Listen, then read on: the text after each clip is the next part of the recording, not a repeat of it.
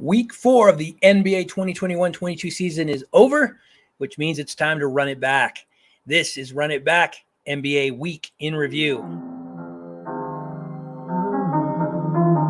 The voice of the fan. Drop a bounce pass, throw down the rim rocker. Lay up off the glass, right past the shot blocker. I follow through like Kobe's money, you can cash it. For news on LA hoops, come over to Beach Basket.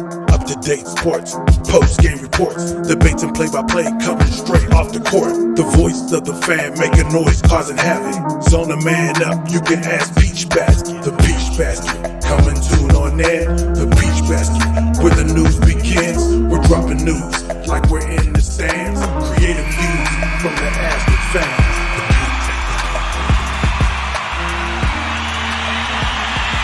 This is a show where we recap the week that was, then crisscross the country to take a deep dive into that week for select teams from our fan experts.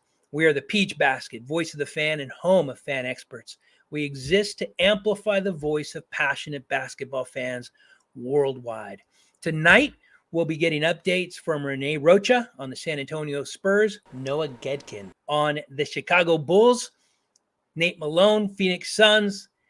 Before we hear from them, however, we want to start with a rapid recap of Week 4 in the NBA. On Saturday, November 6th, there were 6 games. The highlight was the battle of the Eastern Conference powerhouse teams, the Philadelphia 76ers and Chicago Bulls. The 76ers, still without Ben Simmons, maybe never again with Ben Simmons, came out on top 114-105. On Sunday, November 7th, there were 8 games. The at the time 4-6 below 500 defending champion Milwaukee Bucks lost to the then 7-3 above 500, well above 500 Washington Wizards. The Wizards appear to be for real this season. The Wiz won 101-94. On Monday, November 8th, there were 8 games. The preseason finals favorite Los Angeles Lakers struggled against a good Charlotte Hornets team, but eventually won in overtime, 126-123. This is also the day the shove heard round the NBA world occurred. Nikola Jokic was handed a meager, in my opinion, 1-game suspension for shoving Markieff Morris in the back. He's since apologized, but every Miami versus Nuggets or versus Clippers, the two Markieff's brother Marcus plays with, should be interesting the rest of the season.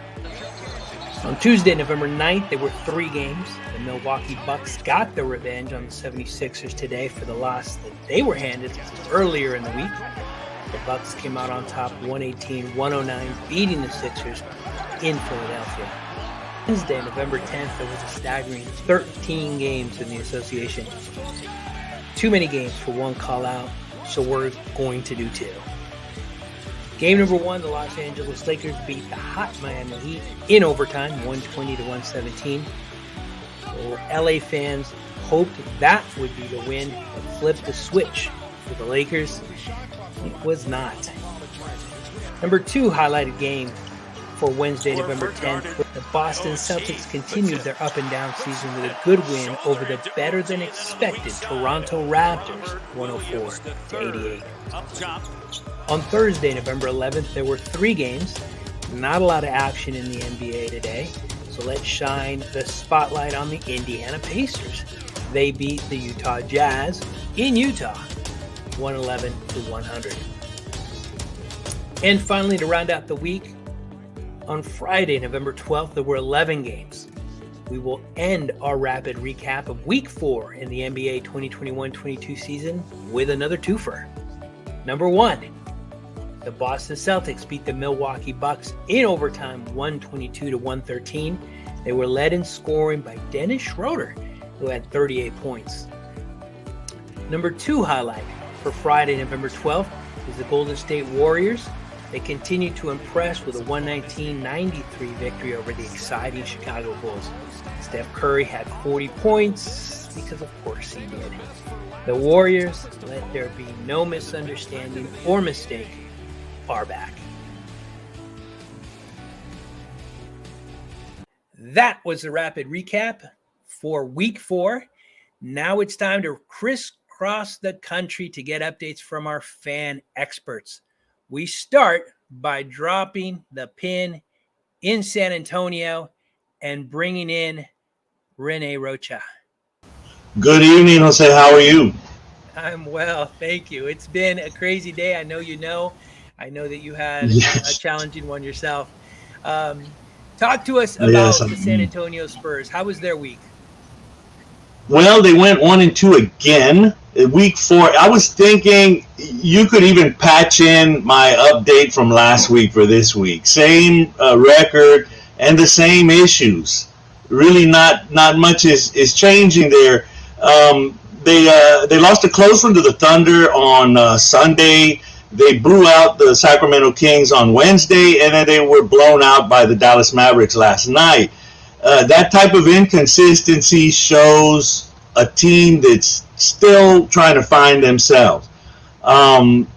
It's not even close to panic mode. I think we went through. I think we're gonna say this every week. We just have to see how they come together. The inexperience. It causes all of these issues of being in close games, not being able to close them out, losing their bearings, I guess, at times late in the game. They have no experienced players to lean on. They did blow out the Sacramento Kings, which was, I guess, I don't want to say expected because, you just don't know what you're going to get with the Spurs this year. But I figured they would win that game, but that was probably more wishful thinking. I have more to talk about the Mavericks actually. Kristaps Porzingis played excellent early in that game. I was really impressed. He's the type of player that would help the Spurs, I believe. But there's not much to say. This is just a team that's trying to find themselves. The only thing we've got going for us is the coach. And any games that they've won this season is probably down to him, putting in his system and the players buying into it. DeJounte Murray, again, like I said, he's been putting up the numbers. The stats are there. He's become a more efficient player. And like I said last week, he's on the outskirts of All-Star Town, but that's about it. That's really, it's just kind of sit and wait for him to develop, really. Be patient. About living in LA, I'm in the LA area, is that the weather is always the same, right? It's 75 and sunny. That is true 85% of the time here, which is why a lot of us live here. And hearing your recap, I keep thinking about that, an LA weatherman who just gets on and says, well, it's 75 and sunny again.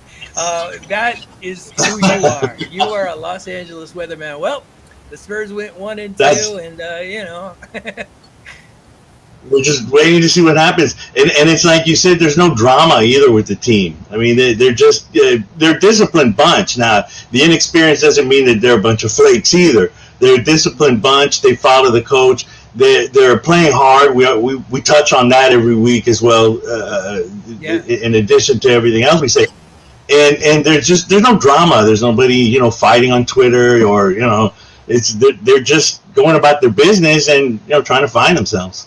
You're right. It's like the weather down here, except it's just really hot. It's 95 again today. Oh no. Well, yeah. Oh yeah. The nice thing about the Spurs is, and you kind of hinted at it, is Pop. They've got a system that works, and the team plays well. That doesn't mean they're going to win, right? Because you need good players to win, and Pop will tell you. He'll be the first person to tell you something like that. But what I appreciate about the Spurs is that when I watch them play, they're not going to make mistakes. They're not going to beat themselves. They're a disciplined team that play well, and they're fun to watch. I think that kind of disciplined, solid basketball is fun to watch. And so, it's tough. I know you fans in San Antonio have gotten very spoiled over the years. But if this is the worst it gets, this isn't so bad. And it's interesting because I think what you said is you're waiting for the team to develop.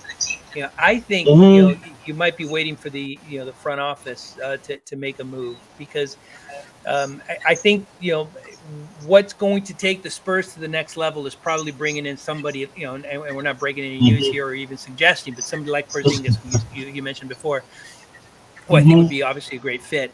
And I think that's what's going to happen. Yeah. It's going to have to happen, right? They're going to have to bring somebody in, and then the question becomes: is San Antonio a destination? Is somebody going to come to San Antonio knowing that Pop may not be there long term? True. I True. think the Spurs find themselves in a tough position, but they still are a phenomenal team. And as always, a great recap, Rene. Thank you. We're going to drop the Thank you. pin now.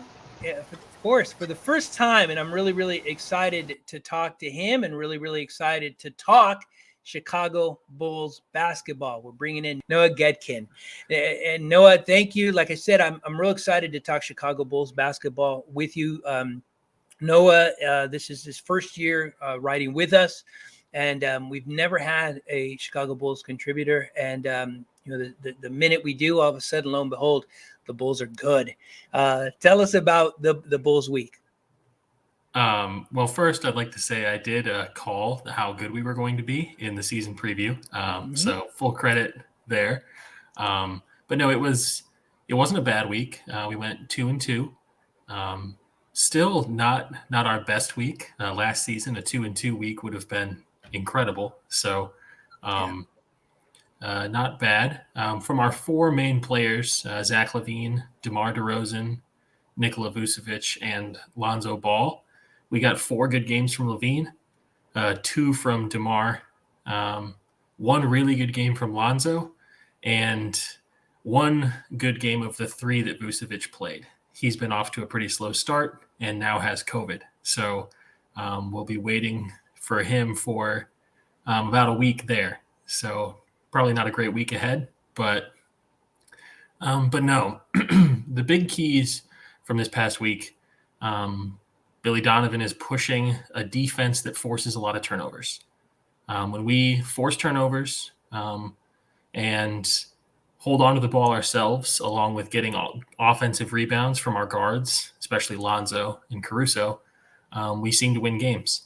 We're not hitting a lot of threes, but so far that hasn't been a huge problem, except for against the Sixers, where Embiid and Korkmaz combined for well over 10 threes between the two of them and torched us at home. And then last night against the Warriors, of course, Steph Curry, mid-range jumpers can only go so far trying to keep up in a shootout with the chef himself. So overall, though, the Mavs game was probably our best. Lonzo hit 7 threes and Caruso had 6 steals. So AC is looking good in a Bulls uniform, that's for sure. But no, not a bad week. Turnovers are the key.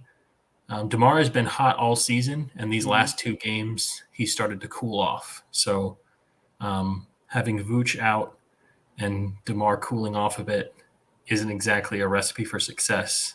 But Kobe White, who's been injured all season so far, great scorer off the bench, definitely something the Bulls need. It's looking like he could be back on the court on Monday at the earliest, but I'd say probably later in the week is what we're looking at. But overall, I'm still excited. But the Warriors game was a little deflating. I was ready for a statement game from Chicago, and that second half was rough. But yeah, on the plus side, I mean, the Warriors have done that to literally everybody they've played, right? And at 11-1, they come in just absolutely dominating, off to an amazing start, and they're doing that to everybody. You mentioned the 3-pointer, and I wanted to kind of highlight that a little bit, because certainly the game has changed, right? It's not unusual for teams to put up 50 to 90 threes now. That's just the way the NBA is today. And the fact that the Bulls, aren't that team, I think years ago we might have had a real issue there. But I look at the Milwaukee Bucks, who also are not a prolific 3-point shooting team, and they're the defending world champions. You can win in the NBA without having great 3-point shooters. But you need to be able to make them when you need them, right? And I think that's the weird thing. So are the Bulls, right now currently not a great 3-point shooting team, but do they make them when they need to? Our biggest key there was Vucevic. He was taking a pretty good amount of threes, nowhere near the top of the league, but looking good. And about every game so far, there's been a point in the fourth quarter where we need a three. He gets left open at the top of the key and he hits it, even if he's missed his last 10 shots that game. So that's been going well. Of course, Levine has his moments. And Lonzo, of course, had a great game against the Mavs. But our best shooter, I'd say, as far as volume is concerned, is Kobe White. So him coming back should probably boost our three-point numbers a bit. But no, an offense that centers around a lot of handoffs with DeMar DeRozan and Zach LaVine on a guy like Vucevic, there's just too many wide-open mid-range looks. So trying to use a less efficient action just to get that extra couple feet on that shot might not always be worth it. And in an interview last week, Billy Donovan said that it's about the quality of the shots we're getting. The threes we're taking are good threes, and we're making them at a decent clip. So nobody in Chicago seems to be concerned, and so far I trust their game plan. So nice. I like that about Billy Donovan's approach. I've always thought that the 2-for-1 is kind of an interesting thing, right? You're about 35 seconds on the clock. A lot of teams will just throw up a shot because they think there's some value in getting two shots over one. And sure, if it goes in, that's great. But Billy Donovan's point, it's better to take a good shot as opposed to just a shot. At the end of the day, that's what you want to be able to do. He's a good coach, and his fingerprints are kind of all over this team.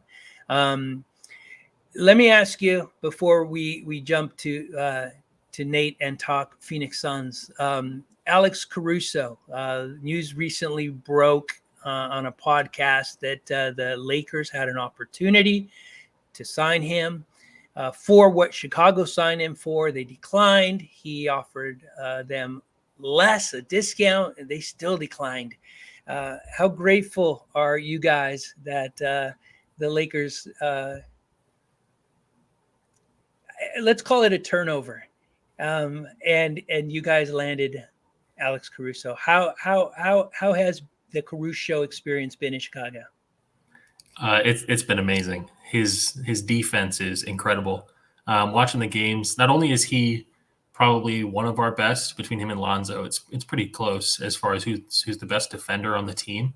But he's kind of our middle linebacker, so to speak, Nice. Calling out what the offense is doing. Last night, that first half, he was guarding Steph Curry, and at the end of the first quarter, poked the ball loose twice in the same possession from Steph. So that's just the greatest example I've seen. All of our comebacks revolve around putting him in at the end. He just locks up the opponent's point guard, forcing those turnovers. So super crucial for what Donovan's doing. Great addition. Love the team-oriented play and just the heart. It's really cool. Plus, of course, fans love him. Social media especially. But so far, so good. Great story. A guy who wasn't particularly talented, played in the G League, but just made himself good. And it's an amazing story. And I'm glad you guys are able to enjoy it at the Lakers' expense, unfortunately. But unfortunately for all Laker fans. No, I appreciate the time. Thank you. Great recap. Excited to talk Bulls basketball more often with you. Thank you. Thank you. Let's bring in Nate. Also excited to talk about this team. This team has kind of fallen under the radar in a sense. The only thing I've heard about the Phoenix Suns, unfortunately, was the Sarver news. I know they got off to a rough start. I know they're playing better. Give us an update on the Phoenix Suns. The record is better, but they're not better. This is fool's gold. Don't let it fool you, Jose. Nice. There's an episode of The Simpsons where Homer is really skinny, but he's got all his fat tied behind him. They look skinny, they look fit, they look nice, but all the nastiness is tied right behind them. I'm looking over the games, and I don't get to watch every single game right when it happens. I look at the highlights. I try to make sure that I can at least pop my head in, but I don't always get a chance to, especially since they're not in my region, you know. But the games that I do see and the box scores I do see, the highlights I do see, I'm not impressed that much. I want to hit 3 points, but only say one word: consistency. Actually, that's 4 points, 4 syllables right there. We don't have it. We don't have consistency. We have. I know. I think it was a couple of days ago. I was telling you about Devin Booker. I was saying that I had to throw my whole article away because he's actually been playing great. It's like he heard me and decided, oh, never mind, I'll stop playing great. Right. He went 18 points, 12 points, and then 17 points, which is not Kobe compared. You know, they want to compare him to Kobe. That's not Kobe. That's not Kobe at all. I mean, we won, but, I mean, we played the Trailblazers, which I don't think anyone thinks is going to be there at the end. I mean, I'm sorry, but they've proven time and time again they won't do it. We played the Kings, who I think everybody's been beaten up on, and then we played the Grizzlies, which is a good team, but that game, I think everybody pretty much had a pretty good game on us. Anyway, we're 3-0 right now, and I'm worried because we've been getting out-rebounded every single game by like a good 10 or 12 rebounds. Not by a little, by a lot. I mean, I know right now we're missing Ayton, and I'm not sure how we're winning by being out-rebounded, but this is ridiculous to be out-rebounded like this. And when you have, you got JaVale McGee, you got Frank Kaminsky, you got other people who can grab some. Jay Crowder's not making points, so he might as well grab a rebound or two. But, I mean, I'm not at all that happy, but, I mean, 8-3, let's fool the league, We're second in the West, so let's fool the world. Right. Yeah, it's rough, man, hearing a fan from a team that's 8-3 talk about how upset he is with the lack of consistency. But I mean, you're right. I mean, end of the day, there's a difference between a good team and a championship team, and that gap is pretty wide. And one of the ways you bridge that gap is through consistent play from your stars too. And that's one thing that Booker. We've been waiting on Booker for a while to be consistent. I got to call out the fact that this was the absolute first Homer Simpson reference and Run It Back. So congratulations to you for that. Let me ask you one question. You wrote a great article on Chris Paul, the point guard. It was a retrospective of his career, which was a phenomenal read, and we'll make sure to link it on this video. I don't get to watch a lot of Phoenix Suns games. How is CP looking? The reason I'm asking is because I know he just reached number 3 a few weeks back, all-time assists.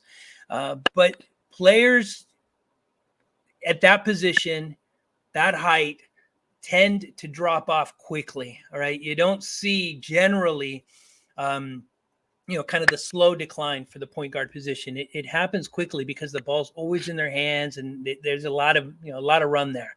How's CP3 looking so far? I'm going to give you a Disney reference this time. I don't know if you ever watched Cars 2. Sure. I watched it with my kids. Lightning McQueen, he's falling behind. Actually, it might have been Cars 3. I get them all mixed up, but there's one of the cars you see. There's like all these newer cars. Everybody's faster. They're smoother. They can get to like 200 without even trying. And even though Lightning McQueen, he's the main character, everyone loves him. He's really good. That's kind of Chris Paul in my opinion. He's just showing his age. He's really showing his age. I feel like when I watch the games, he slows the whole offense down. He walks it up. He walks it up all the time. He never runs it up. He walks it up. He stops, dribbles for about 10 seconds, surveying the court. And it's like, let's go. Let's go. Come on. Let's go. He's slowing down our offense. He's showing his age. He's very smart. He's very smart. He's very meticulous. I like to think that he wants to get a good pass, a good shot. But sometimes you just got to, we got to move a little bit faster, especially when we're down about, when we're on an 11-3 run. We're on the back end of that. We need points fast. And, we can't waste possessions like that. But, I mean, he's been playing real good. He's leading the league in assists, 10.9 a game. He kind of slowed down a little bit this week. He only had one double-double. I'm not mad at him, though, because we won. and he's been bringing more points. I think Monty Williams said is you just gotta play. You know, don't pass so much. You gotta play. We need your point. So he's been playing, and I'm happy for him. You know, so hopefully he can get the ball to Devin Booker. I'm starting to notice a trend when his assists go down, Devin Booker's points go down. So I want to find a happy medium there. I don't know if Devin needs Chris Paul to give him the ball because Cameron Payne was out a little bit. They don't have Javon Carter anymore.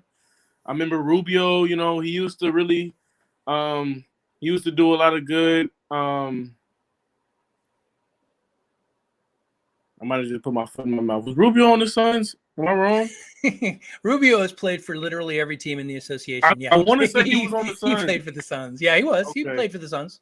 Okay. Yeah. Okay. Yeah, like you know, but that's what I've been noticing. When his assists go down, Devin Booker's points go down. You know, I don't know if he's the only person who can facilitate, but we'll see. I'm kind of very. I just want to throw one more thing. I don't want to go too long, but I'm very irritated that JaVale McGee is averaging one more rebound than Devin Booker. But you know, there's nothing I can do. I can't play for them. So hopefully we can win. Keep on winning and fooling the league because I don't really think we're that good. But you know. All right. Well, that was the most pessimistic update for an 8-3 team I think I've ever seen.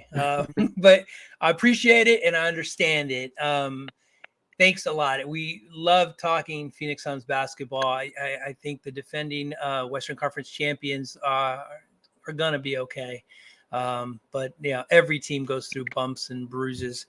We're going to close out tonight's game by bringing in the entire team and discussing a question of the day. This week was an interesting week in the NBA. We had a couple of fights. Most famously was the shove heard around the NBA world. Jokic pushing Markieff Morris. Then we had kind of a, let's call it the undercard, right? We had Rudy Gobert and Miles Turner dancing around a little bit. The other kind of big news that I think is bubbling is around tampering and some potential NBA, or let's call it an NBA investigation around possible tampering for Alonzo Ball and around Kyle Lowry in Miami. This kind of stuff happens from time to time. Nothing comes of it. I wanted to ask the team, fighting and tampering, should the fines be increased to keep this nonsense away from the game? Jokic got one game. I thought what he did was crazy. I thought it could have really hurt Markieff Morris, and maybe it did. I don't know that we have an update, but his neck just snapped back. It was a poor play, and one game I don't know matches the crime. And then in terms of tampering, you know, we got to ask the question, sure, what is tampering? But then if a team does, you know, generally this stuff kind of gets swept under the rug. You get a fine and maybe a couple of second-round draft picks or something. Is that really going to deter them? So in no particular order, just kind of generally speaking, what are your thoughts around the NBA's role when it comes to these fights and tampering? We're going to do this in the same order we did the recaps. Rene, do you have any thoughts on this?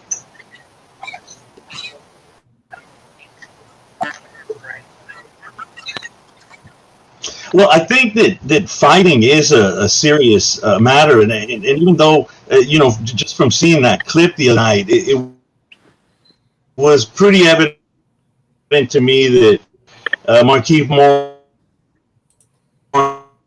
Morris was trying to send a message, I guess, to Jokic, and Jokic retaliated when. You know, and people saying, well, I don't think that's the point. The point is, well, once Jokic does that, it could turn into a fight and then pass out a brawl, and they don't want to see that for Jokic. And I'm with the suspension. I don't really want to see these guys fight. I mean, I don't. That's not my interest, me as a fan, anyway. You know, we watch basketball to see them play ball, to see them pass the ball, you know, shoot it, their ball handling skills, you know, all of the things that they do. Fighting doesn't. I don't know. They don't really know how to fight. I mean, come on.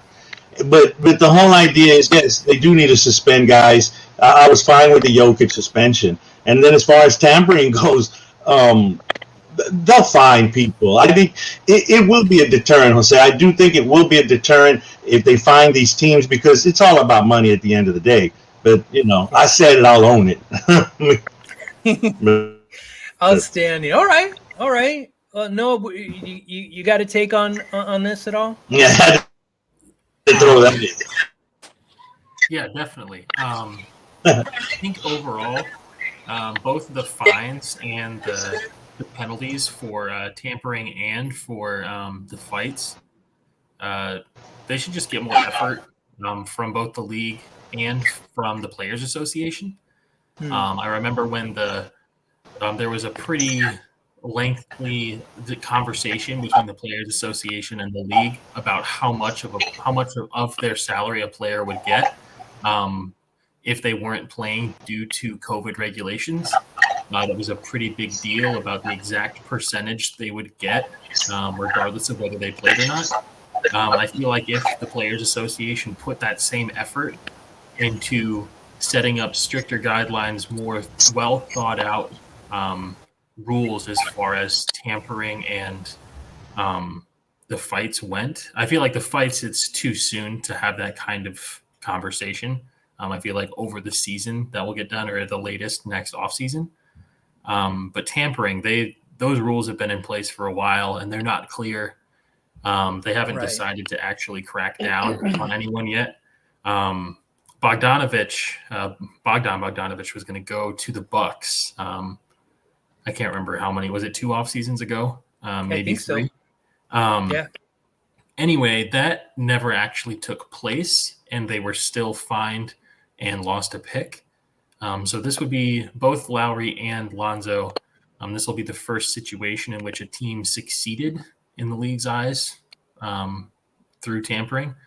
It also seems weird that they drew the line at sign-in trades, because that's what happened in both Miami and Chicago. Both were done within an hour of the free agency period, which clearly means there was tampering. A sign-in trade is a very complicated move, contract-wise and financially. You can't do it in an hour. So clearly there was tampering there, and I feel like that's why the league decided that this was the time to crack down. The only thing I'm 100% confident won't happen is the voiding of contracts. I don't think they're going to take Lonzo away from the Bulls. At least I hope not. And there's no way they take Lowry away from Miami. But I can see teams at least losing second-round picks, if not first-round picks. There will definitely be pretty heavy fines. And the other thing that could happen is the suspension of executives, or just people in the front office. So probably not a GM themselves. Or if it is, it would be a short-term suspension. But I feel like that could be leveraged heavily too, which I'm also worried about as a Bulls fan. But I guess we'll see what the league does. But they have to do something. It's pretty obvious that heavy tampering was involved to get 2 massive sign-in trades done within an hour. So we'll see what happens there. Interesting. Well, it looks like Rene and Noah both kind of feel like the NBA is kind of on the right track here. I guess my feeling has always been if you tamper, it's got to be some significant penalty. And I love what you said regarding hit the executives. I mean, that makes a ton of sense to me. Nate, what do you have any thoughts on this? I do want to say, I want to start by saying, I think Jokic only got 1 day because he did come out and say, "I'm sorry, I shouldn't." Right. He felt bad about it. You've seen some people do it and like, "Come on, maybe you're in the locker room. Come on, let's go." He felt bad about it, and and I mean you can't suspend the MVP for 3 weeks. Come on, they ain't gonna do that. But one thing I do want to say though is I am a big fan of passion. I don't like dirty plays. I think what Markieff Morris did, I mean, they were losing by a lot, and he was mad. I understand being mad. He kind of just chucked him a little bit, trying to do a hard foul. I feel like that's a little bit of a cheap shot. Come on. Yeah. But I do like passion. I like when someone dunks on someone. We all remember when Shaq dunked on a guy and pushed him down, and we all like that kind of stuff. I like when Chris Dudley get in people's face a little bit. I like the clapping, the yeah. I don't mind that. I don't mind it at all. I know in the NFL it's taunting, you get fined. I don't mind it at all. I don't mind even a little bit of a push the ball out of their hand when it's a jump ball or anything like that. I don't think that the NBA should become a fight arena though. Every little thing now we're boxing. That's stupid. No, but yeah, we should have some harsh penalties for that. And I'm not even just saying money. These people make money past the NBA. You can take with the NBA contract; they get deals on shoes and all this other stuff. What you need to do is not only suspend them, but I mean, maybe even I don't know exactly a good example of what else you could do, but you need to hit them harder than just in their pockets. There's got to be somewhere else you can get at them. I don't know if they probably get expert amenities. Maybe if they start fighting, no more massages, no more spas, no more good food at lunchtime. I don't know. Some you got to get them somewhere else. In pockets, I don't think that's going to hurt them. Also, the tampering thing, I'm not entirely sure what tampering is. I know a little bit of it. I know you're not supposed to talk to a certain player before a certain amount of time about going to a team, I guess. But I think everybody tampers, right? I mean, yeah. Didn't LeBron tamper AD? And you can't tell me the big three in Miami didn't get together without them going somewhere on vacation. Like, hey, let's go. Come on. I mean, but I don't know. Nate, you bring up a great point, and I think everything starts there, right? What is tampering? Because I agree with you 100%. I think it's a lot like traveling in the NBA or holding in the NFL. You can call it every time if you wanted to. Everybody tampers. There's no way in the world, right, that these players aren't, talking about the possibility of playing together. It happens. Is that tampering? Right. So you've got to define it first. Right. And I made the point to you guys before, and I hate to sound like an old fart here, but Magic Johnson and Larry Bird were not texting in the offseason. I guarantee it. Michael Jordan and Bill Laimbeer were not in a group text. They weren't talking back then. It was different. Today's players came up in the AAU system. They played, maybe at the same college or, a rival college. They know each other. They're friendly, and that's okay. But it all begins, Nate, you're absolutely right, with defining tampering. You can't penalize me unless you tell me what I shouldn't be doing. So yeah, I mean, end of the day, I think that's where it starts. Obviously a lot that we could kind of, talk about here, but I think the NBA has to make some decisions quickly around the two decisions that they're looking to make now regarding Lowry and Ball. And regarding fighting, I think we all kind of agree we don't want to see it, and maybe some additional deterrent will help. But it doesn't happen often enough where I think it's a big deal. But great conversation as always.